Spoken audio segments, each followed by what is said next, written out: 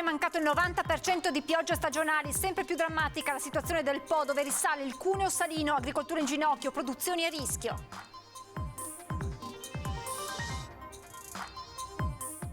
Tragedia della strada nel primo pomeriggio di oggi a Padova, scontro tra un camion e uno scooter sul quale viaggiavano padre e figlio, muore il ragazzo di 17 anni.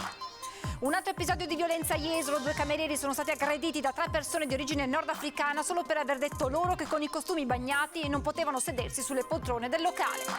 Contrastare le infiltrazioni della criminalità economica organizzata nel territorio vicentino. Sono 529 le indagini di polizia giudiziaria in un anno compiute dalla Guardia di Finanza. A Treviso, nel corso della cerimonia per i 248 anni delle Fiamme Gialle, consegnate alcune benemerenze, tra queste anche quella d'Escor, finanziaria a 4 zampe che scova i corrieri della droga.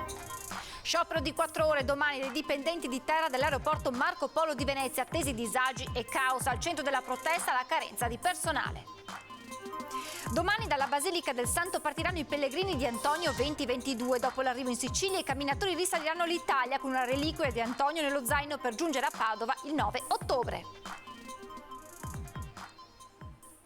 Edizione regionale dei telegiornali di Antenna 3, buonasera e ben ritrovati. Dunque in primo piano la pagina dedicata alla grave siccità di questi mesi, con la drammatica situazione in particolare del Po. Diminuisce di giorno in giorno la sua portata mentre risale in modo preoccupante il cuneo salino, con conseguenze devastanti per l'agricoltura ma nel lungo termine anche per l'ambiente. In questo momento il Po è sceso a 150 metri cubi al secondo, una portata secondo me mai raggiunta dal fiume. È una lenta agonia quella del grande fiume a causa di una siccità che permane da mesi. Una situazione così grave non si registrava da almeno 70 anni. Da tutto il comune di Porto Tolle non sta derivando una goccia d'acqua da giorni e da settimane nei punti più vicini al mare.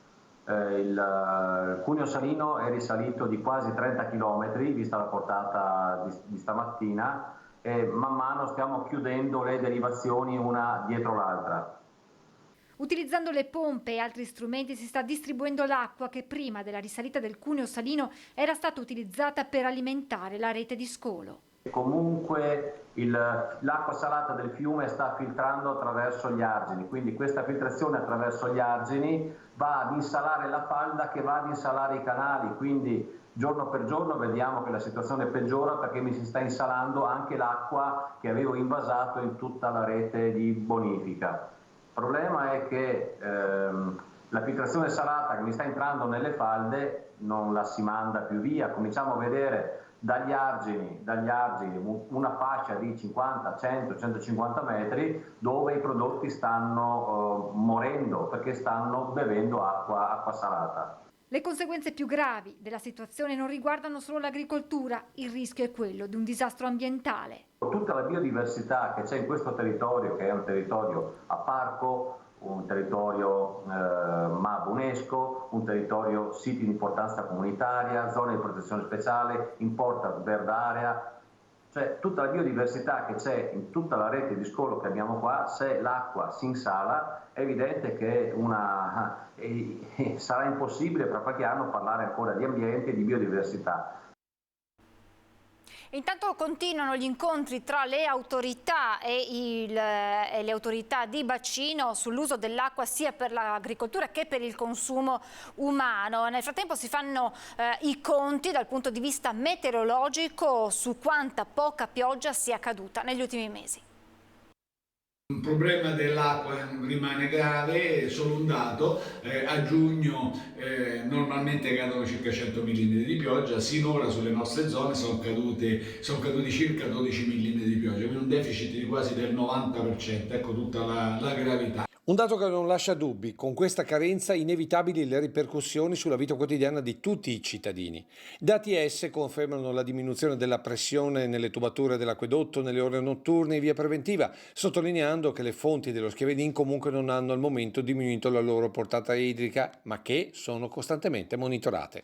Stessa situazione nella parte est della Marca, con Piave Servizi che non parla al momento di razionamenti, ma lancia un appello a tutti i cittadini. Utilizzare l'acqua per gli usi che facciamo in casa nostra, ma non per irrigare l'orto, non per bagnare il giardino, almeno fin tanto che questo grave momento di crisi idrica non cesserà. In tal senso si stanno moltiplicando le ordinanze dei sindaci con il divieto di uso di acqua potabile per piscine ed altri utilizzi che non siano alimentari o igienico-sanitario. Situazione altrettanto critica per i consorzi di bonifica, con il presidente Gerolimetto che raccomanda agli agricoltori di rispettare l'orario assegnato e di limitare l'irrigazione al fabbisogno, evitando gli sprechi. Per i cittadini l'appello di utilizzare l'acqua dei canali per orti piuttosto che per i giardini, limitando il tempo d'uso e la frequenza. Tutto questo mentre il mondo agricolo inizia già a fare i conti con le perdite di produzione. Io sto pensando in particolare ad alcune produzioni tipo quelle del mais, della soia, che in questo momento sono in epoca di sviluppo e maturazione. Non sto parlando ancora del mondo vitivinicolo, che nella nostra provincia è così importante, che sta però cominciando anche lui a entrare in una situazione di stress idrico, e laddove si può bagnare bene, ma poi dopo ci sono problemi per tutti. E i prossimi giorni non sono per nulla rassicuranti.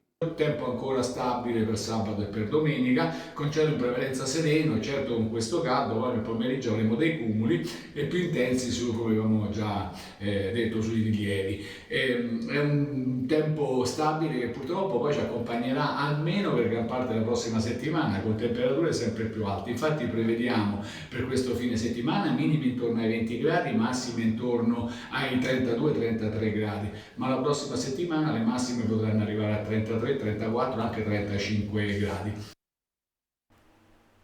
Ad essere maggiormente colpita dalla siccità naturalmente l'agricoltura. Siamo stati in un'azienda agricola a Salboro, periferia sud di Padova. A Salboro c'è un'azienda agricola cosiddetta multifunzionale, 20 ettari, grande per essere a 2 passi dalla città, che diversifica la sua produzione, dall'uva ai prodotti dell'orto, dal frumento al grano turco. In queste settimane la siccità sta producendo effetti disastrosi. È un'emergenza quotidiana, una ricerca esasperata di acqua per irrigare, di scelte da fare se coltivare o fermarsi e aspettare l'autunno. Molti raccolti infatti sono a rischio, con difficoltà anche economiche per le sorelle e il padre che gestiscono l'azienda, molti prodotti che soffrono. Il mais, come vedete alle nostre spalle, noi abbiamo cominciato anche ieri ad irrigare, però poi abbiamo dovuto fermarci perché mancava l'acqua e quindi speriamo che oggi si possa continuare, e poi anche le viti stanno soffrendo. Con una situazione del genere gli agricoltori si chiedono se sia conveniente fare un secondo raccolto. Ci stiamo chiedendo se sia il caso di fare il secondo raccolto, perché non avendo l'acqua e ci sembra che non ci siano prospettive né di pioggia né appunto di acqua per irrigare, ci stiamo chiedendo se sia possibile farlo o meno, quindi veramente la stagione è compromessa. L'emergenza deriva anche dal fatto che parliamo di una situazione che di solito si ha a fine agosto, invece ora la siccità c'è già a giugno, senza acqua dalla montagna, con i fiumi a secco. Qualcuno sta razionando già l'acqua, ma in agricoltura non si può. In agricoltura non si può razionare, cioè si può razionare ma fino a un certo punto, comunque a discapito dopo delle rese finali dei prodotti, in un momento nel quale anche i costi dovuti a situazioni internazionali, la guerra in Ucraina, ma anche a speculazioni finanziarie. Ricordiamo che purtroppo il settore agricolo subisce anche pressioni finanziarie dei mercati proprio di borsa sulle quelle che chiamano commodities agricole. Questo allineamento provoca ovviamente una situazione di estremo stress e di difficoltà delle aziende agricole. L'ultimo punto interrogativo è già rivolto a settembre. Insomma, ci si sta domandando se dopo l'estate valga la pena seminare il frumento.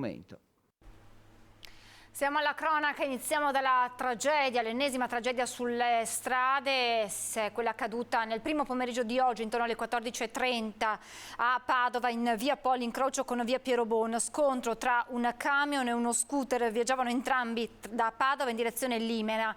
Al volante del mezzo pesante un 39enne padovano, alla guida dello scooter un 64enne di Padova che viaggiava insieme al figlio di 17 anni. Nello scontro il ragazzo ha perso la vita, inutile il tempestivo intervento dei sanitari del SUEM che non hanno potuto fare altro che constatarne il decesso. Ferito, ma sembra in modo non grave, il padre. In ospedale anche l'autista del camion colto da malore. Indagini in corso da parte della polizia locale di Padova per ricostruire l'esatta dinamica dell'incidente. E ancora un altro episodio di violenza a Jesolo. A distanza di poco tempo 2 camerieri sono stati aggrediti da 3 persone di origine nordafricana solo per aver detto loro che con i costumi bagnati non potevano sedersi sulle poltrone del locale. Attimi di tensione ieri pomeriggio in un ristorante pizzeria di Jesolo poco dopo le 15. Si sono presentati in 3 qui all'ingresso della pizzeria in via Baffile. A quel punto è arrivato un cameriere per chiedere di che cosa avessero bisogno. Hanno chiesto un tavolo, ma erano a petto nudo con i costumi fradici. Quindi il cameriere gli ha semplicemente detto che si sarebbero dovuti sedere sulle sedie normali e non sulle poltrone. Da lì si è scatenato l'inferno. Uno di loro, tutti di origine nordafricana e sui 30 anni, ha sferrato un pugno in pieno volto al responsabile di sala. Poi sono fuggiti verso la spiaggia imboccando l'accesso al mare, inseguiti da alcuni camerieri. Qui c'è stata una seconda colluttazione. Ad avere la peggio un altro cameriere, ferito al braccio con un coltellino che uno degli aggressori aveva nascosto nella tasca. 25 punti di sutura. Poi la fuga. Mentre i titolari del locale accompagnavano i 2 dipendenti all'ospedale, sul posto sono giunti carabinieri e polizia. Sembra che 2 degli aggressori siano stati identificati, ma le indagini dei militari dell'Arma continuano a tutto campo, anche con l'aiuto delle poche immagini a disposizione delle telecamere di videosorveglianza. Un episodio di violenza che, anche se di diversa natura, arriva dopo quelli dei giorni scorsi. Il più grave è quello nel condominio di via Nautili, con l'aggressione di 3 giovani accoltellati. Poi la rapina di un giovane turista tedesco, la rapina di un monopattino un bengalese, il tentato furto da un magrebino a un gruppo di giovani che hanno reagito bloccandolo, permettendone l'arresto. Tutto in pochi giorni e i cittadini si interrogano. Finché litigano tra di loro, sì, non è problema. Sicuramente per le famiglie è un disagio e porta anche per il comune magari un allontanamento dei turisti. Ci vorrebbe un po' di più di sicurezza. Anche io dove sono io sono in una sala giochi e dunque ce ne sono parecchi che arrivano ubriachi o con molto maleducazione. Avete anche coraggio di fare discussione con una persona, anche con modi e modi di dire guarda che ci sono altre persone, ma purtroppo poi sei costretto a chiamare la legge, ma allora sì, te li mettono fuori, però casomai il giorno dopo ti ritrovi di nuovo là che ti danno di nuovo fastidio. E il problema è non so come fare. Dovrebbero prendere un po' di provvedimenti loro, di fare forse qualche penalità in loro, chi fa danni, di farli penare un po' di più, così vediamo se ci pensano 2 volte prima di fare un danno. Contrastare le infiltrazioni della criminalità economica organizzata nel territorio vicentino. Sono 529 le indagini di polizia giudiziaria in un anno compiute dalla Guardia di Finanza. Lotta alla criminalità organizzata e al riciclaggio. La Guardia di Finanza di Vicenza, nel celebrare il 248° anniversario della fondazione del Corpo, traccia il bilancio delle attività di un anno in provincia, dove l'applicazione della normativa antimafia ha portato all'accertamento patrimoniale di oltre 50 soggetti e l'esecuzione di quasi 1000 accertamenti a seguito delle verifiche funzionali richieste dai prefetti per il rilascio della certificazione antimafia. Inoltre sono quasi 6 milioni di euro il valore dei beni confiscati alla criminalità organizzata nell'ultimo periodo. Noi abbiamo concentrato le attività soprattutto nei confronti di quelle posizioni che sono più gravi, evidenziano elementi di maggiore gravità e di rischio. Penso soprattutto a quelle imprese per chiudi, penso alle aziende spesso riconducibili a etnie diverse da quella domestica che aprono partite IVA per pochi mesi, per pochissimi anni e poi spariscono senza versare tasse. Penso a quelli che assumono lavoratori in nero, penso a quelli che compiono gravi atti di violazioni economico-finanziarie. Attraverso di loro si sta mettendo sotto la lente di ingrandimento ogni tentativo da parte del crimine organizzato di infiltrarsi nel tessuto economico sano, e questo è un elemento fondamentale, perché una volta che comunque si introduce in maniera forte poi rischia di essere un morbo che ammalora tutto quanto l'intero sistema economico, e quindi penso che questo sia l'elemento più importante da tenere in considerazione. Altro fronte caldo di attività nell'ultimo anno è il controllo sulle truffe per il Covid, dove sono stati denunciati 40 soggetti che hanno percepito 1.300.000 euro di aiuti statali senza averne diritto e bloccando l'erogazione di altri 450.000 euro. Denunciati 14 soggetti per frode in commercio, contestate 62 sanzioni amministrative e sottoposte a sequestro 120.000 mascherine e dispositivi di protezione individuale. E a Treviso, nel corso della cerimonia, anche in questo caso per i 248 anni dalla fondazione del Corpo delle Fiamme Gialle, sono state consegnate alcune benemerenze, tra queste quella consegnata ad un finanziere davvero speciale. Consentivano di denunciare all'autorità giudiziaria 72 responsabili, di cui 13 in stato di arresto, e di segnalare alle competenti prefetture 728 soggetti consumatori. Provincia di Treviso, 2018-2022. È un finanziere davvero speciale. Escor, pastore tedesco di 6 anni, guarda sempre con attenzione ciò che gli capita attorno e non gli sfugge nulla in tema di stupefacenti. Quando segnala o si mette seduto, oppure quando c'è tipo in un ambiente in cui c'è tanto passaggio, come un aeroporto, come una stazione, segue la persona e si siede davanti. Questo mi fa capire, insomma, che è meglio controllare, c'è qualcosa di strano.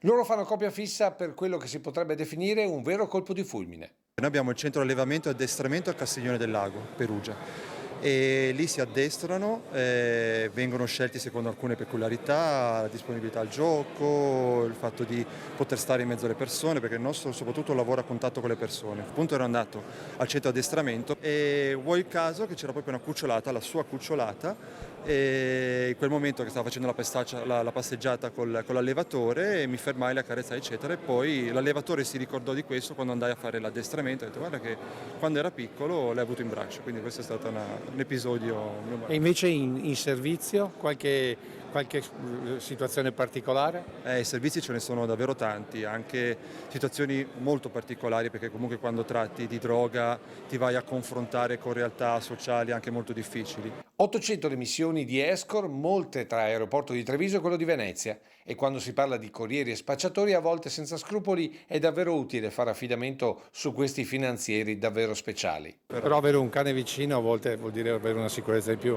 Certamente sì, soprattutto un collega molto fidato, e quindi averne. Un camion che trasportava rifiuti si è ribaltato lungo la nuova statale del Santo a Campo San Piero, in provincia di Padova. Spettacolare incidente lungo la strada regionale 308, la nuova statale del Santo. La polizia stradale è intervenuta all'altezza dell'uscita verso Campo San Piero per un autocarro che, dopo aver urtato il guardrail, si è ribaltato e messo di traverso. Nessun altro mezzo è stato coinvolto e feriti, ma in modo non grave, i 2 occupanti. La ricostruzione dell'accaduto e la dinamica dell'incidente è stata affidata ai rilievi della polizia stradale. Notevoli disagi per il traffico, che è tornato regolare dopo circa 2 ore. Il CUB di Vicenza punta i fari su dirigenti e funzionari della sanità veneta dopo aver presentato un esposto alle Fiamme Gialle e alle procure in cui si chiede di verificare l'eventuale violazione della legge Madia. Oggi il sindacato chiede risposte alla Regione Veneto. Ad oggi non abbiamo ancora avuto notizie da parte della Giunta Veneta né riscontri in merito ai dubbi emersi e oggetto anche del nostro esposto alla Guardia di Finanza. Un silenzio che urla, che fa rumore. Dopo l'esposto presentato dal CUB, la Confederazione Unitaria di Base, alla Guardia di Finanza di Venezia e alle Procure della Repubblica del Veneto, il sindacato si sarebbe aspettato una reazione da parte della Giunta regionale veneta, una dichiarazione istituzionale, un commento. La domanda che viene posta dal CUB è se sia vero oppure no che ci sarebbero alcuni dirigenti e funzionari della sanità veneta in quiescenza che percepirebbero contemporaneamente la pensione e lo stipendio. La sanità in Veneto attualmente risente di tagli e di limitazioni di carenze organiche spaventose. Quindi chiediamo una presa d'atto pubblica, trasparente e da parte di chi ha gestito finora la sanità, quindi da parte della Giunta del Veneto, e lo aspettiamo noi come sindacato, lo aspettano i lavoratori e lo aspettano anche i cittadini. Oggi il CUB, col suo esposto, chiede la verifica su possibili incompatibilità tra gli incarichi assegnati dalla Regione Veneto ad alcuni manager e l'eventuale percepimento cumulativo di pensione e stipendio che per un dirigente si aggirerebbe sui 130.000 euro all'anno. Il CUB, su questo punto, sottolinea il silenzio da parte della Regione Veneto. È grave questo silenzio. È grave perché non depone a favore della trasparenza e di principi di correttezza e trasparenza che contraddistinguono l'attività politica e della pubblica amministrazione. Domani sciopero di 4 ore all'aeroporto Marco Polo di Venezia, attesi disagi e caos. Sarà un'altra giornata di caos e disagi, quella di domani all'aeroporto Marco Polo di Tessera. I dipendenti di terra infatti incroceranno le braccia per 4 ore, dalle 10 alle 14, per protestare contro la mancanza di personale che la CISL denuncia già da tempo. Le questioni che lamentiamo sono turni massacranti, mancanza di personale e la possibilità di avere una vita privata che si possa ritenere tale. Le questioni sono molto importanti, quindi noi confidiamo che ci sia una risposta da parte dei lavoratori decisa. Ma a scioperare domani saranno anche piloti e assistenti di volo delle compagnie aeree Ryanair, EasyJet, Volotea, Malta Air e della società Crewlink che si fermeranno per 24 ore. Sciopereranno per chiedere contratti di lavoro in linea ai minimi salariali previsti dal contratto collettivo nazionale, così come previsto dalla legge, scrivono in una nota. Inoltre, attraverso lo sciopero, rivendichiamo, si legge, acqua e cibo per gli equipaggi, spesso impossibilitati a scendere dall'aereo anche per 14 ore consecutive, e la cancellazione dei tagli ai salari introdotti per fronteggiare un periodo di crisi non più attuale, scrivono da Ryanair. Se non ascoltati, procederemo senza indugi con ulteriori azioni di protesta già a partire dal mese di luglio. Domani dalla Basilica del Santo partiranno i pellegrini di Antonio 20 e 22. Dopo l'arrivo in auto in Sicilia, i camminatori risaliranno l'Italia con una reliquia di Antonio nello zaino per arrivare poi a Padova il prossimo 9 ottobre. La prima tappa in cammino sarà il 30 giugno, ma partiranno domani su questo veicolo attrezzato i pellegrini che compiranno i 1800 km del cammino di Antonio 2022 da Capomilazzo in Sicilia, dove Antonio sbarcò naufrago nel 1220, alla Basilica del Santo. È un ripercorrere quel cammino giustamente, ecco, con la sua presenza, quindi in senso spirituale lo ripercorre anche lui perché sarà presente con una reliquia e insieme a lui cammineranno appunto dei pellegrini per molte tappe, 92 tappe. Il 25 settembre in Cattedrale a Forlì uno dei momenti più forti, la memoria degli 800 anni dalla predica che rivelò al mondo Antonio, grande predicatore. Antonio era un frate, una persona estremamente concreta. Devo dire molto capace di vivere in prima persona il Vangelo, lo conosceva molto bene perché prima di tutto lo pregava, lo meditava e poi lo sapeva tradurre nelle situazioni concrete della gente che soffriva ingiustizie, torti, ecco, che anche viveva conflitti, ecco, quindi portava il Vangelo nelle situazioni quotidiane. Questo è successo in modo particolare qui a Padova. Un cammino che il Pellegrino Zero ha già compiuto per intero. Io l'anno scorso ho avuto la grazia e l'immensa opportunità di attraversare tutta l'Italia e inseguire le orme del santo, che per me ha un valore molto speciale, essendo anche di origine portoghese ed essendo che lui veniva, no, dal Portogallo. Per me è stato veramente molto molto emozionante. Un cammino di condivisione, preghiera e fratellanza, aperto alla partecipazione di quanti vorranno unirsi per una manciata di chilometri o per più giorni, che potremo seguire su Rete Veneto, emittente del network Media Nord-Est, attraverso un appuntamento quotidiano a partire dal 30 giugno e fino alla grande festa del 9 ottobre con l'arrivo in Basilica. Ci daremo appuntamento qui in Basilica del Santo veramente in tanti per celebrare con tutti gli incontri e le preghiere che porteremo su da questi 3 mesi e mezzo di cammino. Siamo emozionati già adesso al pensiero di cosa potrà succedere. In chiusura vi ricordo domenica a partire dalle 21:15 puntata speciale di Ring per seguire in diretta l'esito dei ballottaggi a Verona, Jesolo, Feltre e Thiene. Appuntamento dunque alle 21:15 domenica, naturalmente su Antenna 3. È tutto, previsioni del tempo, grazie per averci seguito, buona serata.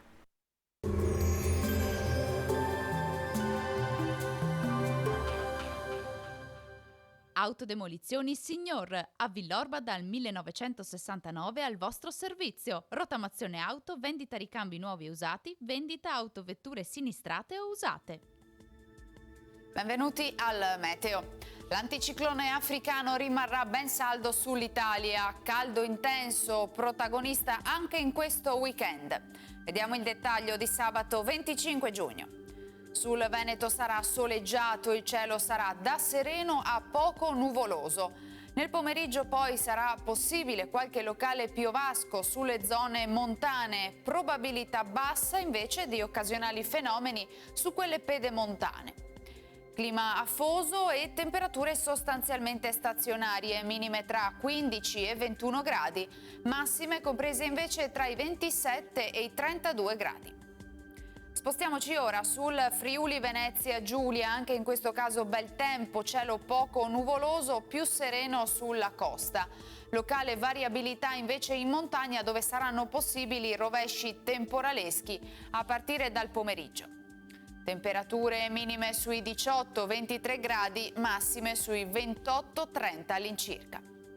Infine diamo uno sguardo alla situazione del Trentino Alto Adige. Anche qui le condizioni saranno stabili con un ampio soleggiamento su tutti i settori. Temperature minime intorno ai 16 gradi, massime intorno ai 29. Dal meteo di Antenna 3 per ora è tutto, grazie per l'attenzione, arrivederci.